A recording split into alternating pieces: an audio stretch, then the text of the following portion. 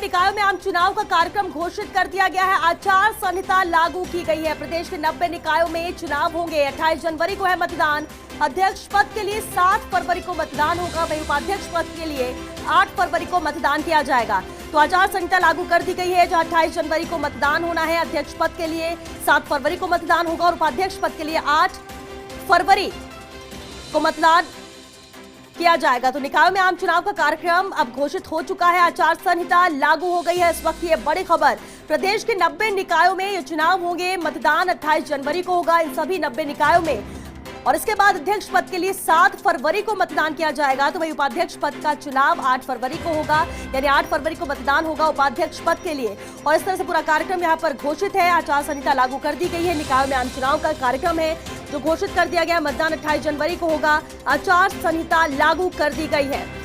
28 जनवरी को वोटिंग होगी। प्रदेश के 90 निकायों में 7 फरवरी को उपाध्यक्ष पद के लिए, 8 फरवरी को तो 7 फरवरी को अध्यक्ष पद के लिए मतदान होगा।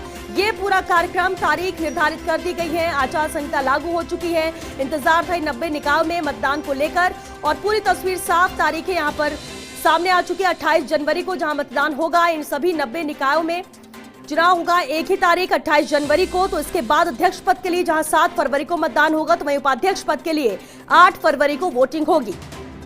और इस तरह से ये पूरा कार्यक्रम यहां सामने आ चुका है। निकायों के चुनाव को लेकर, 90 निकायों के लिए मतदान को लेकर तारीख सामने आ चुकी है। 28 जनवरी जब मतदान होगा इन सभी 90 निकायों में। आम चुनाव का कार्यक्रम घोषित हो चुका है। निकायों के कुल 90 निकाय जिनमें चुनाव होने हैं। आचार संहिता इसे लेकर लागू हो चुकी है। प्रदेश के 90 निकायों में ये चुनाव होंगे।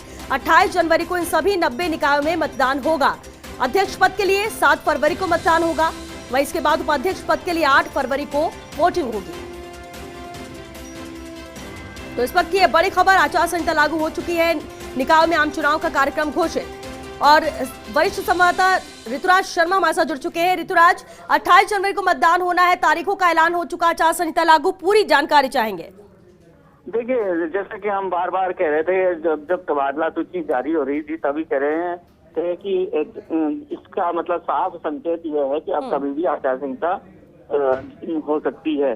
तो वही हुआ है और 90 निकायों में चुनाव कार्यक्रम घोषणा के साथ आचार संहिता लागू हो गई है। नए कार्यक्रम शुरू करने पर, नई घोषणाओं पर यहाँ पर प्रतिबंध रहेगा इन निकायों में। और 20 जिले हैं इसके तहत आते हैं, उनके 90 निकायों में यह होगा चुनाव। और जो पूरी है सदस्य पद के लोक सूचना 11 जनवरी को होगी और मतदान की तिथि 28 जनवरी रखी है। सुबह 8 से शाम 5 बजे मतदान होगा। अध्यक्ष पद के लिए जो मतदान है वो 7 फरवरी को होगा।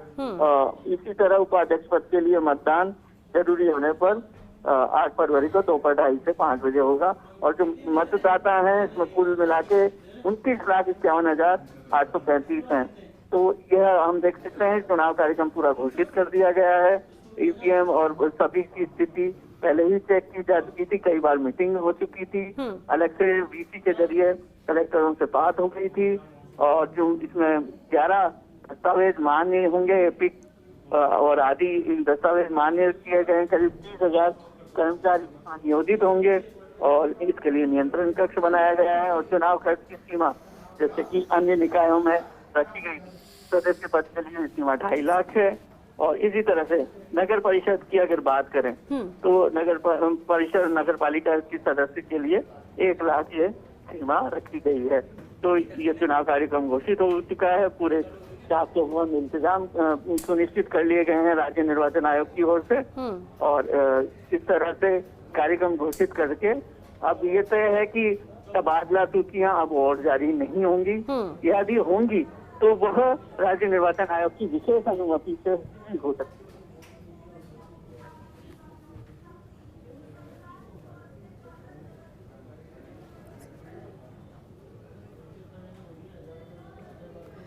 ऋतुराज, बिल्कुल जिस तरह से पूरा कार्यक्रम यहाँ पर तय हो चुका है और यही माना जाए ऋतुराज, कल जिस तरह से देर रात को सूचियां आई तबादलों को लेकर, उसकी वजह भी यही थी कि आज आचार संहिता लागू होनी थी और इससे पहले ही ये काम भी हो गया। देखिए, सूची की अटकलें बहुत दिनों से लगाई जा रही थी। करीब 10 दिन में ऐसा कई बार समय आया कि कभी भी सूची जारी हो सकती है, तबादला सूची। चूंकि जो प्रमोशन आदेश थे वो होने थे 31 दिसंबर को। इस प्रमोशन आदेश के साथ ही कभी भी सूची जारी होने की बार बार अटकलें लगती रही।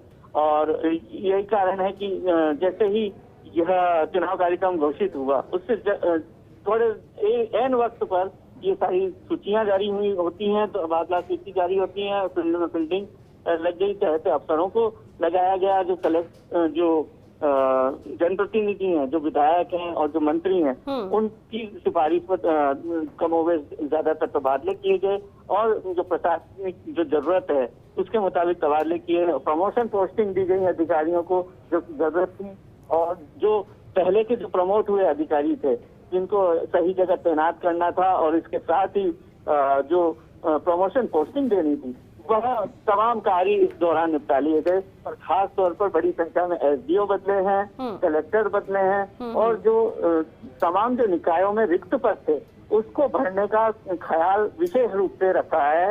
इसके साथ ही जिला परिषद में सीईओ लगाए गए हैं और अन्य जो जरूरी जो जेडीए या अन्य जो जरूरी निकाय हैं उनमें जो रिक्त पदों पर ये तबादले किए गए हैं। चलिए, बहुत शुक्रिया ऋतुराज आपका इस पूरी जानकारी के लिए। तो 20 जिलों के 90 निकायों का ये कार्यक्रम चुनाव का घोषित कर दिया गया है 28 जनवरी को, जहां वोटिंग इन सभी 90 निकायों के लिए होगी, यानी मतदान होगा 28 जनवरी को। तो वहीं 7 फरवरी को अध्यक्ष तो 8 फरवरी को उपाध्यक्ष चुने जाएंगे।